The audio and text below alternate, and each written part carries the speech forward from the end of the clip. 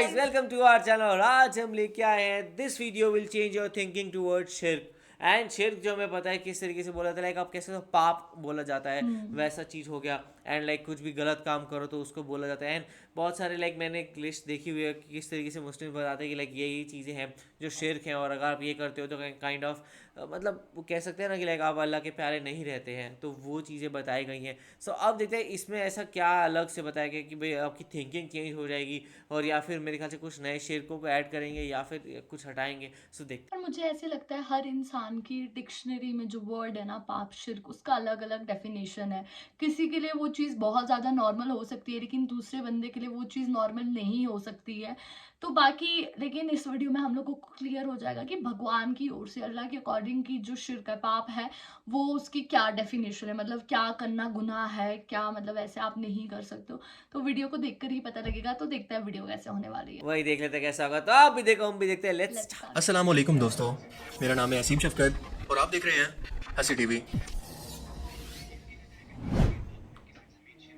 ये हकीकत है कि बड़े सगीर पाक हिंद की सरजमीन शिर्क और बिदत के लिए सबसे ज्यादा जरखेज है, क्योंकि यहाँ पर आपको ऐसी ऐसी बिदात और शिर्क मिलेगा जो कि दुनिया में कहीं और देखने को नहीं मिलता। और इसकी वजह यह है कि ये सब एक टाइम के अंदर एक साथ रहे हैं। बेशक अब ये अलग अलग मुल्क यानी इंडिया, पाकिस्तान, बांग्लादेश, श्रीलंका और बर्मा वगैरह के अंदर बदल चुके हैं, लेकिन दीन के मामले के अंदर इस वक्त भी कॉमन थी। पाकिस्तान की तहरीक के दौरान सर सैयद अहमद खान ने बड़े सगीर के मुसलमानों को इस जहालत से निकालने की कोशिश की थी, क्योंकि उन्होंने जान लिया था कि अंग्रेजों ने जानबूझकर मुसलमानों को जाहिल रखा है ताकि वो दुनियादारी के अंदर और साइंस और टेक्नोलॉजी के अंदर इनका मुकाबला ना कर सकें। इसलिए उन्होंने 1858 के अंदर अलीगढ़ कॉलेज की बुनियाद रखी, जो कि 1920 के अंदर अलीगढ़ इस्लामिया यूनिवर्सिटी के अंदर बदल गया, लेकिन वो अपने मकसद में पूरी तरह से कामयाब नहीं हुए, क्योंकि ये मुसलमान आज तक शलवार को टखनों के ऊपर रखने या रफ़ा या दैन जैसे मसलों के अंदर उलझे हुए हैं, क्योंकि इनको सिखाया ये गया है, इनको सिर्फ आता ही ये सब कुछ है। जबकि यूरोप साइंस और टेक्नोलॉजी और तहकीक के अंदर कहां से कहां पहुंच गया है। जैसे मंगोल हुक्मरान हलाकू खान ने जब बगदाद पर हमला किया तो वहां के उलमा कराम के दरमियान ये बहस चल रही थी कि असहाबे काफ का कुत्ता जन्नत में जाएगा या नहीं। ये मसले उनके लिए सब दुनियादारी से ज्यादा अहम थे। आप तसव्वुर करें कि आज के दौर के अंदर भी दुनिया के अंदर इतना मजहबी शऊर आने के बावजूद हम सरेआम देखते हैं कि कब्रों पर सजदे हो रहे हैं, सरेआम शिर्क हो रहा है, लेकिन ये लोग इसे कोई ऐप समझते ही नहीं है। मुसलमान जो कि दिन में 5 मरतबा नमाज पढ़ने के दौरान हर रकात के अंदर ये दुआ करता है कि इया का नाबुदु व इया का नस्तईन, और फिर कब्रों पर जाकर इनसे मदद भी मांगे, ये शिर्क नहीं तो और क्या है। अब बहुत लोग ये सोचते हैं कि हम डायरेक्ट इन वलियों से तो नहीं मांग रहे, बल्कि ये तो अल्लाह ताला के यहाँ हमारी सिफारिश करने वाले हैं। तो आपको बताता चलूं कि मुशरिकीन मक्का भी अपने बुतों के बारे में बिल्कुल यही अल्फाज कहा करते थे कि ये अल्लाह ताला के यहाँ हमारे सिफारिशी हैं। वो इन बुतों को खुदा नहीं कहते थे, बल्कि उसका नुमाइंदा कहकर शिर्क किया करते हैं, जो कि आज के मुसलमान भी कर रहे हैं, क्योंकि वो मज़ार जिन्हें बनाना ही रसूलुल्लाह सल्लल्लाहु अलैहि वसल्लम की मुखालफत है। क्योंकि आप सल्लल्लाहु अलैहि वसल्लम की हदीस मुबारका के मुताबिक हजरत जाबिर रज़ियल्लाहु तआला अन्हु से रिवायत है कि रसूलुल्लाह सल्लल्लाहु अलैहि वसल्लम ने फरमाया कि कब्र पर चूना लगाने, इस पर बैठ जाने और इस पर इमारत बनाने से मैं तुम्हें मना करता हूँ। क्या इस सही हदीस के बाद, जो कि कुरान के बाद सबसे मोतबर दर्जा रखती है, कोई गुंजाइश बाकी रह जाती है कि कोई साहिब अकल मुसलमान जाकर मज़ारों पर यह हरकत करे? इसमें इन बुजुर्गों का कोई कसूर नहीं, क्योंकि इन्हें तो पता भी नहीं होगा कि इनकी मौत के बाद क्या कुछ इनके मज़ार पर किया जा रहा है, बल्कि उल्टा क़यामत के दिन ये वलीउल्लाह इन लोगों के दुश्मन बन जाएंगे कि क्या मेरी ये तालीमात थी कि मुझे पुकारो या फिर मेरा दरबार बनाकर शिर्क करो। इन्हीं बिदतों की वजह से नई नई गुमराहियां दीन के अंदर दाखिल होती रहती हैं, जो कि वक्त के साथ बढ़ती रहती हैं, जिनका ना दीन से कोई ताल्लुक होता है और ना कोई सर पैर। कुछ दिन पहले एक वीडियो सोशल मीडिया पर मेरी नजरों के सामने से गुजरी, और ये सिर्फ 1.5 मिनट की वीडियो है, जिसे देखकर आपको समझ नहीं आएगा कि इसे देखकर आप हंसें या इंसानों की अकल का अफसोस करें, क्योंकि ये मजाक मजाक के अंदर मज़ारों की हकीकत को बयान कर रही है, जो कि आजकल थोक के हिसाब से हर दूसरे मोहल्ले के अंदर मौजूद है, किसी भी घोड़े वाले, खोते वाले या कोई भी कौवे वाली सरकार के नाम से।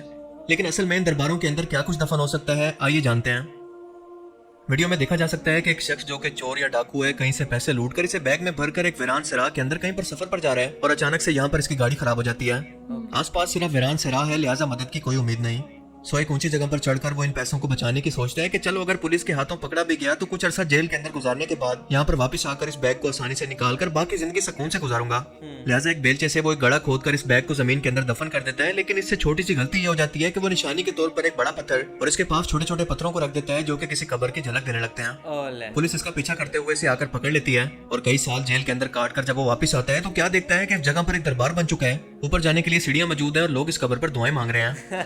यही नहीं बल्कि इसके आसपास पूरी एक बस्ती इस कारोबार की वजह से आबाद हो चुकी है, और जाहिर है कि इन गुमराह लोगों के होते हुए ना तो ये कब्र खोलकर इसकी हकीकत इन लोगों को बयान कर सकता है, क्योंकि इसे जान जाने का रिस्क है, और ना बेचारा अपने पैसों को छोड़ सकता है। बहुत ही नाजुक सूरत हाल है।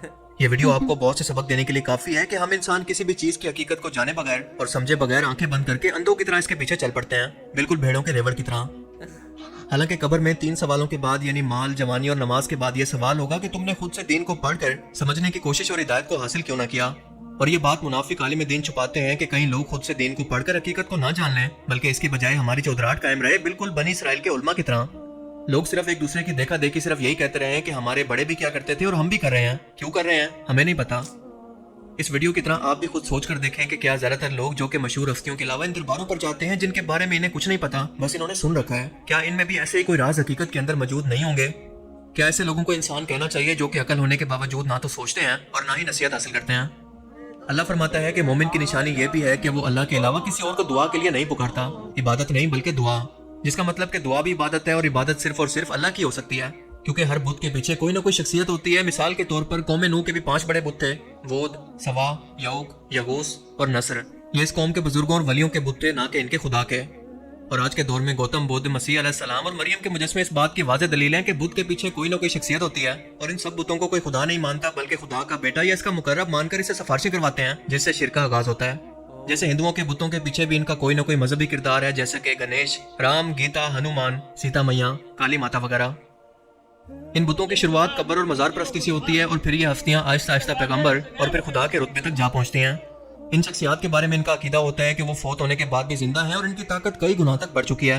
ये सब सुनते, जवाब देते, मदद करते और हाजिर और नाजिर हैं। इसके बाद इन शख्सियात के पीछे पूरा फिरका या मजहबी तबका खड़ा होता है जो कि इसी को सच्चा दीन कहता है और इसका इनकार करने वाले को काफिर।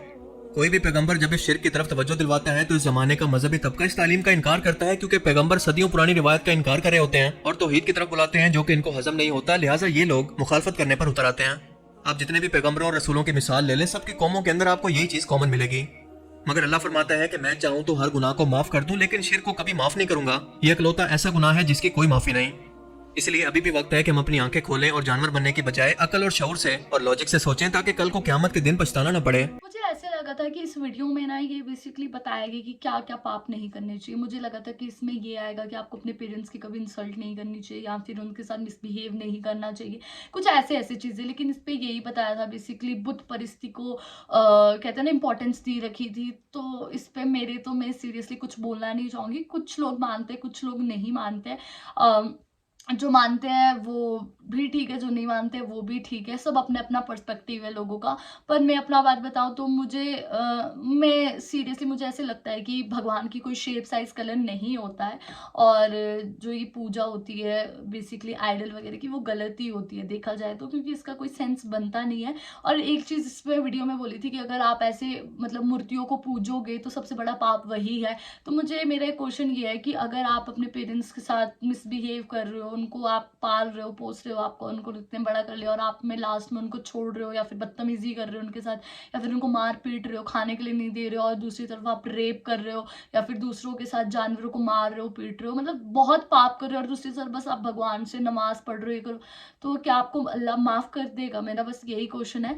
और मेरे अकॉर्डिंग शिर्क वही है कि आप ऐसे नहीं कर सकते गलत काम, बस अच्छे काम करो, वही मेरे अकॉर्डिंग सही। एंड यहाँ पे मेनली मेरे ख्याल से कह सकते हो आप, ये वीडियो थी मेनली मुस्लिम्स के लिए थी कि किस तरीके से वो कहीं ना कहीं थोड़े से लाइक कह सकते हो थोड़ी साइड वाइज चीज़ें कर रहे हैं जो शायद उनको नहीं करनी चाहिए। सो इस पर हम कमेंट करने वाले थोड़े से राइट नहीं होंगे, बिकॉज हमारा तो पूरा अलग ही रिलीजन है। बट ये था कि हम इसको समझ पा रहे थे कि वो क्या बेसिस पे उनको कह रहे थे कि आपको क्या देखना चाहिए, क्या क्या चीज़ों का ध्यान रखना चाहिए। एंड ये काइंड ऑफ एक्सप्लेनेशन वीडियो हुई थी कि भाई अगर कोई गलत भी चला गया है इस पाथ पे तो भी वो वापस आ जाए और समझ के वापस आ जाए। तो इस तरीके से वो हर किसी को थोड़ा समझाने की कोशिश कर रहे थे। एंड आई थिंक सो अगर इस वीडियो के कमेंट्स पढ़े तो काफ़ी लोगों को वो उससे बिलीव भी कर रहे हैं एंड वो अग्री भी कर रहे हैं, करते हुए दिख रहे हैं। तो आप लोगों को कैसे लगे वीडियो अपने कमेंट से जरूर बताया। कैसे लाइक करते जाइए, कमेंट करते जाइए, शेयर करते जाइए और सब्सक्राइब करते जाइए। बाय।